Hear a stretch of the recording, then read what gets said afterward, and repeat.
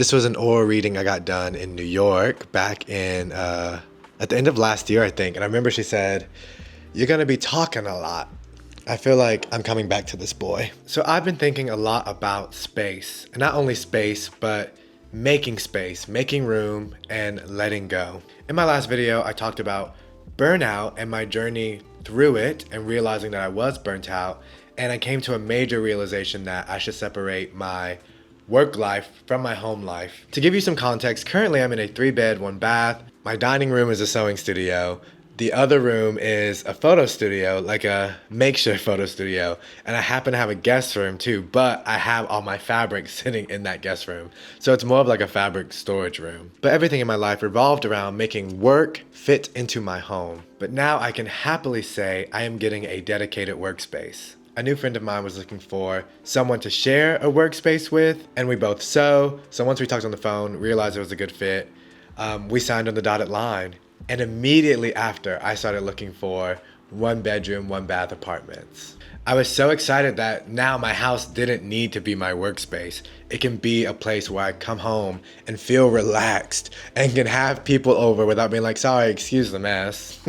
So I was really excited to search for 1-bed, 1-baths because I knew, oh, I'm gonna have to make some space. I'm going to have to take account of what the heck I own and like what's work related, what's personal, and like what needs to get out of here. And once it was finalized that I was moving into a smaller apartment, I knew I had to start the process of going through all my stuff. And now that my work has a dedicated space, I knew that my industrial machines, my fabric, my cutting tables were all gonna go there.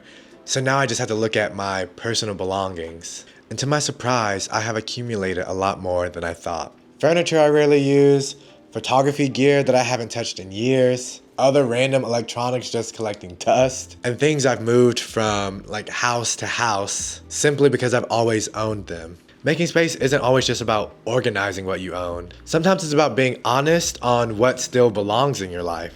As I started making a list of things to sell, I was like, okay, couch is getting out of here because I'm allergic to it, believe it or not. I have a spare rug that I don't use, that's getting out of here. Then I looked around and I was like, oh, my iMac, I don't even use it. Like I bought a desktop iMac back in 2024 maybe. I get so bad at years, I should just start saying an arbitrary date.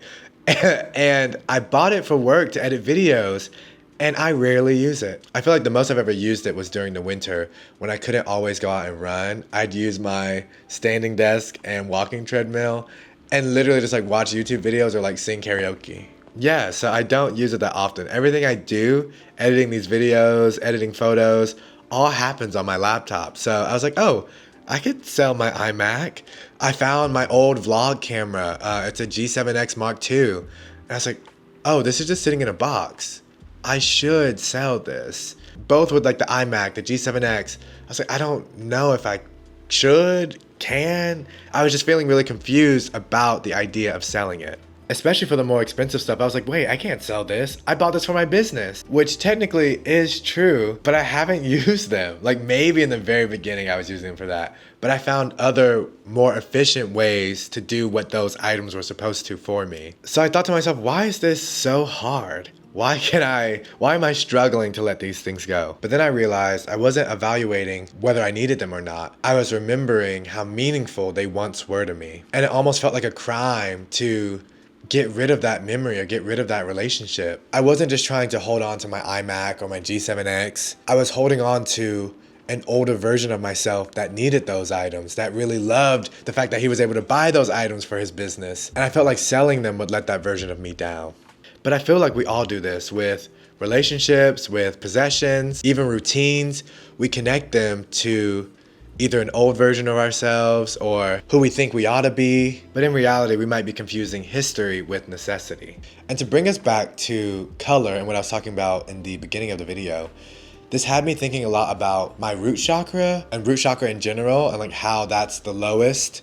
It's red. I imagine like a deep red, but it represents like safety and security. And this made me think how often I can confuse ownership with security. I like to look at the root chakra like standing on a stack of cinder blocks. Every possession, every habit, every commitment, another block down there. Now the tricky part is that not every cinder block is made equal. The ones you actively care for, strong and solid. But the things you've forgotten about or just pick up and then stop, those are more like cardboard. And if you keep adding cardboard boxes to your sense of security, eventually that foundation becomes unstable. That visual had me thinking, real security isn't necessarily about how much you own. Maybe it's built by intentionally supporting what actually supports us, what we interact with day to day, what we actually need, not just want to have around. Because every possession asks something from us. It needs to be stored and cared for, moved when we move, maintained, remembered, even if we never touch it.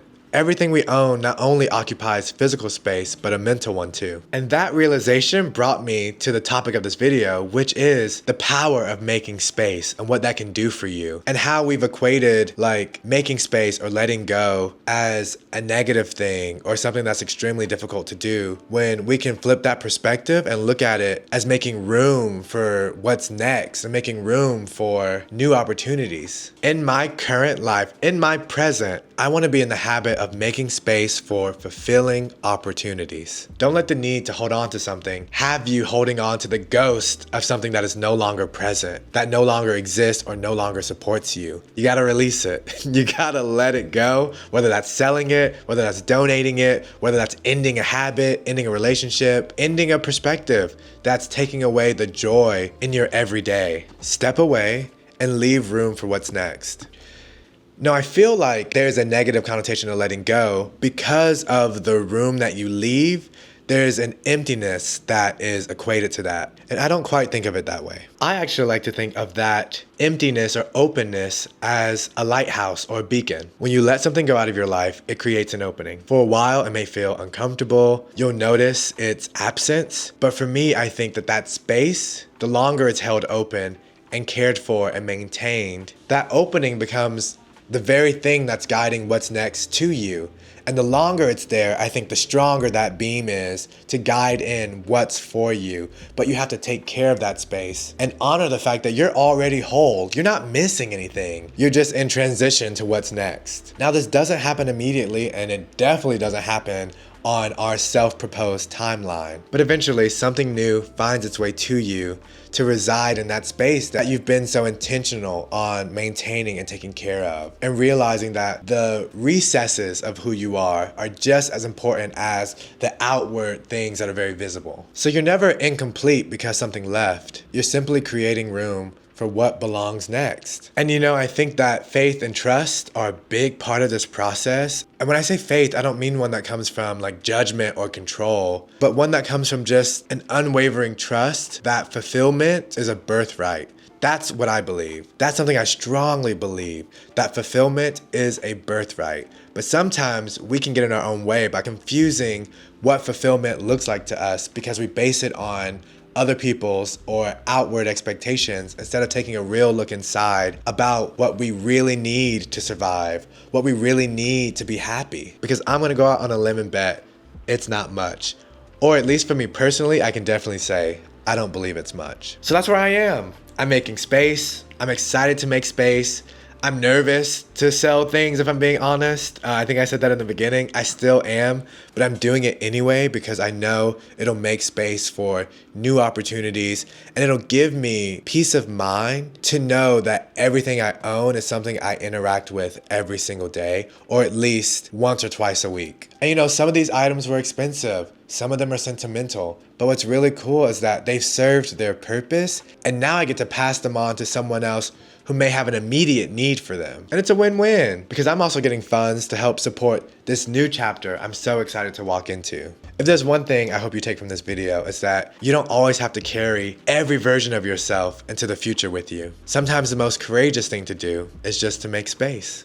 For all things happily dressed, talking and sewing included, you can follow me on most platforms at happily dressed. And if this video helped you in any way, giving it a thumbs up is the easiest and freest way to support me as a creator. All right, I'll catch you guys in my next video. See you later.